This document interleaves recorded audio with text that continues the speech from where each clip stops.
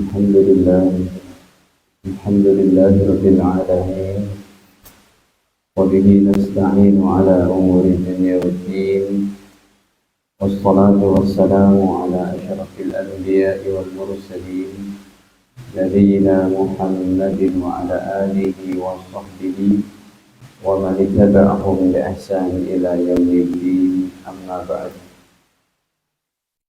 فيا معشر المسلمين والمسلمات أوصيكم ونفسي بتقوى الله فقد فاز المتقون قال الله تعالى يا أيها الذين آمنوا اتقوا الله حق تقاته ولا تموتن إلا وأنتم مسلمون. Alhamdulillah, para jamaah kaum muslimin muslimat yang dirahmati Allah. Sebelumnya marilah senantiasa kita panjatkan puji syukur kepadanya atas segala limpahan nikmatnya pada kita, terutama sekali nikmat iman, Islam, sehat, afiat. Salawat beserta salam semoga senantiasa tercurahkan kepada Nabi mulia Nabi Muhammad sallallahu alaihi wasallam beserta keluarga, para sahabat dan juga kita umatnya sampai akhir zaman nanti. Amin ya rabbal alamin. Pak Nur, temanya tuh ini ya, sama aja sih, cuma ini lebih soft gitu. Jadi di YouTube-nya tema. Hadirin, tema kita pagi ini adalah jadikanlah pahalamu mengalir setelah wafatmu. Ini satu tema yang juga sangat aplikatif karena cepat lambat kita akan kembali siang atau malam dalam keadaan terjaga atau tertidur. Pasti yang namanya ajal itu sudah ada catatannya masing-masing. Berbicara amal kita mengalir sampai kita sudah tidak ibadah lagi di alam kubur, berarti ini berbicara sesuatu for the future, untuk masa akan datang. Dan inilah yang disebut dengan orang yang cerdas. Contohnya dalam hadis perdana, kita buka riwayat daripada Tirmidzi, baginda Nabi Shallallahu Alaihi Wasallam bersabda bahwa al-kayyis man dana nafsahu, orang cerdas itu kata Nabi adalah yaitu orang yang senantiasa memperhatikan dirinya.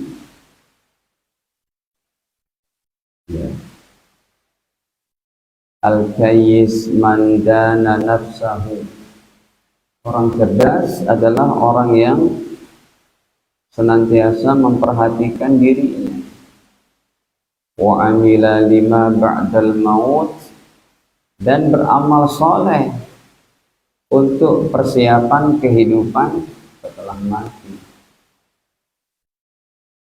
Hadirin, kalau Anda seorang pegawai, ada seorang pegawai pabrik, pegawai negara, ya, belum meninggal aja itu pas pensiun, udah berhenti itu rekeningnya.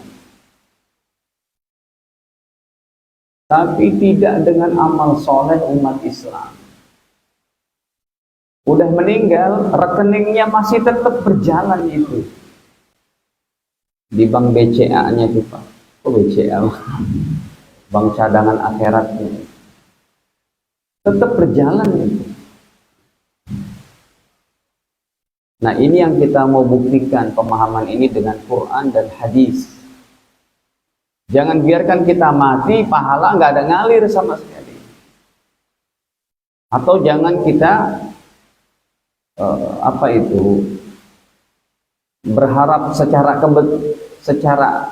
kebetulan, tidak disengaja mengalir. Tidak, harus dengan ilmu. Baik, hadirin, syariat ini Allah buat adalah berdasarkan ya syariat pahala mengalir. Kecil ya tulisannya, jadi ibu kelihatan enggak bu?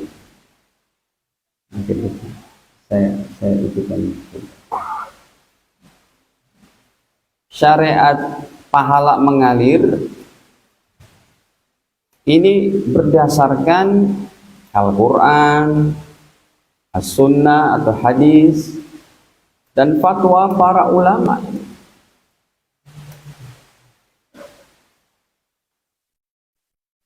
Ya, syariat pahala mengalir. Orangnya sih sudah tidak beraktivitas ibadah lagi. Mana ada ibadah istighfar di dalam kubur, nggak ada. Tapi pahala tetap boleh ngalir. Itulah kasih sayang Allah Ta'ala kepada hamba-hambanya beriman. Baik, apa sih Ustadz sebelum saya sampaikan dalil-dalilnya? Atau contohnya gini dulu deh. Jadi pahala mengalir ini yang paling gampang, coba kita baca hadisnya. Ya, yang terkenal itu loh Bapak Ibu.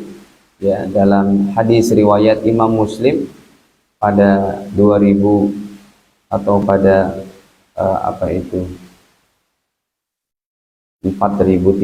sekian. Ini bukan 3 saja, tapi diantaranya. Coba. Ya, anna Rasulullah sallallahu alaihi wasallam qala, sesungguhnya Nabi bersabda, idza matal insanu, apabila seorang muslim muslimah meninggal dunia, in qata'a anhu amaluhu, maka terputuslah amalnya. Maksudnya terputus amalnya itu apa? Si mayit nggak bisa sholat lagi di kuburnya. Si mayit udah nggak bisa sedekah lagi. Si jenazah sudah tidak bisa ke masjid. Udah nggak bisa tahajud. Udah rehat sampai datangnya kiamat. Tapi illa min salasatin, terjemahannya kecuali diantaranya masih mengalir, diantaranya 3 pahalanya mengalir. Ya, yang pertama adalah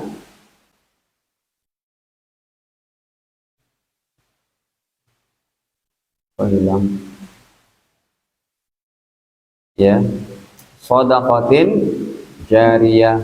Yang pertama adalah dari sedekah jariyah.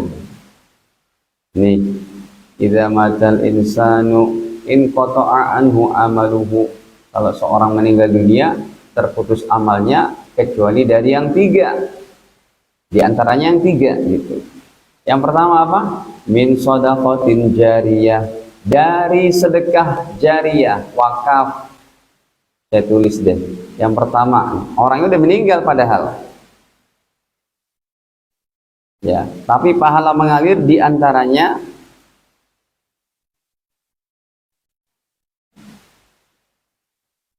satu, sedekah jariyah. Sedekah jariyah ini wakaf, bukan sedekah biasa.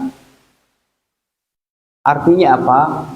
Sesuatu yang disedekahkan tetap utuh, seperti bangun masjid, sumbangan untuk masjid. Masjid Raudhah lagi dibangun nih, saya nyumbang deh 100 juta. Orangnya udah meninggal, pahala tetap mengalir.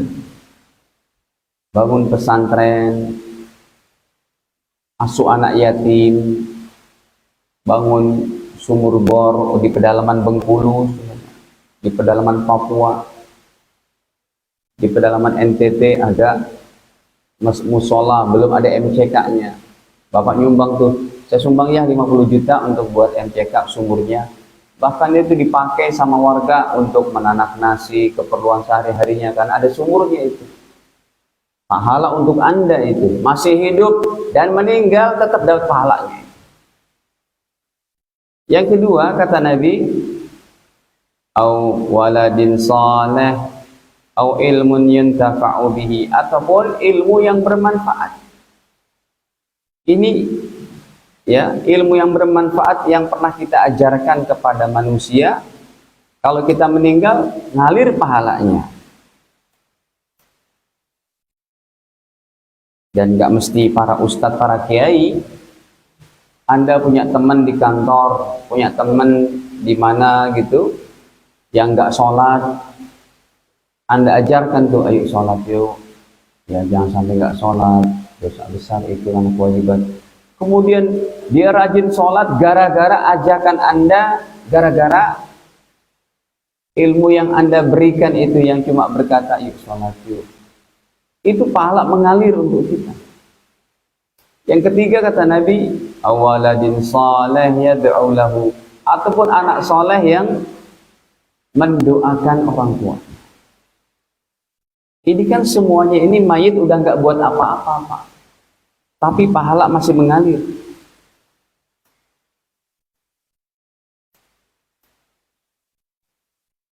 Ketika anaknya ke masjid, anaknya tahajud, anaknya berkurban, pahala dapat untuk bapak ibu. Baik, hadirin para jamaah yang dirahmati Allah.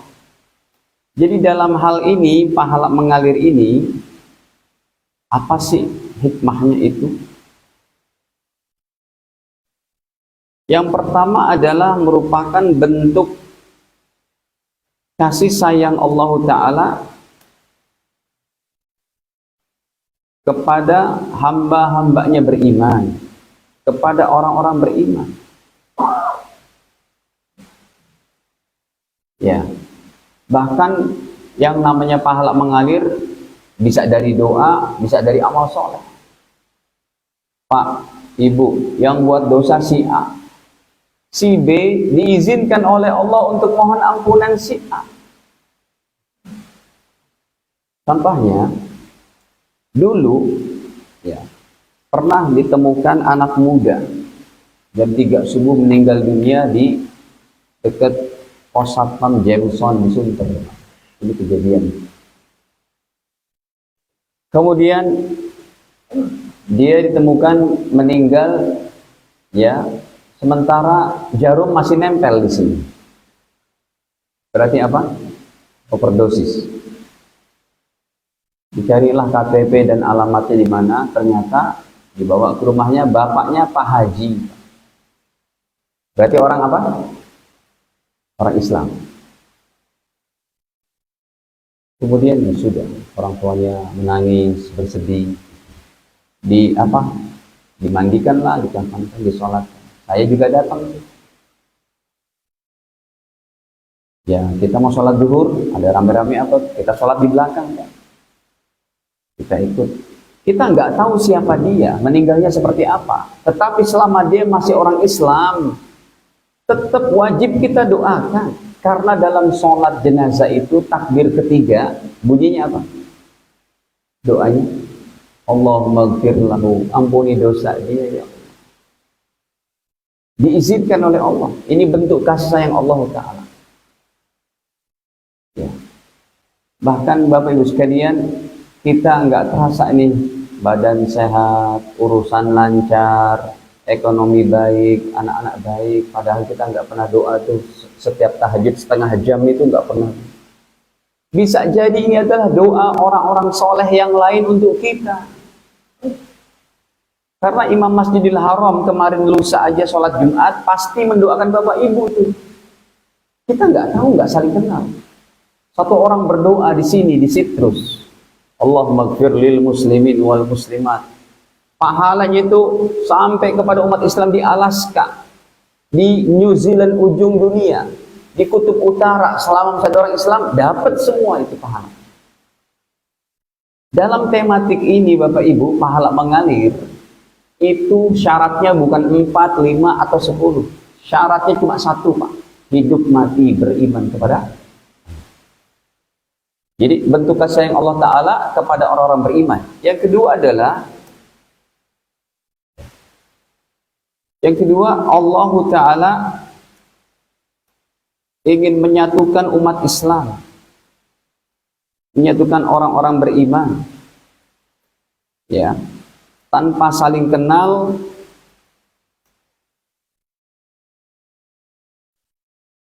bahkan sudah beda alam, maka pahala masih bisa mengalir.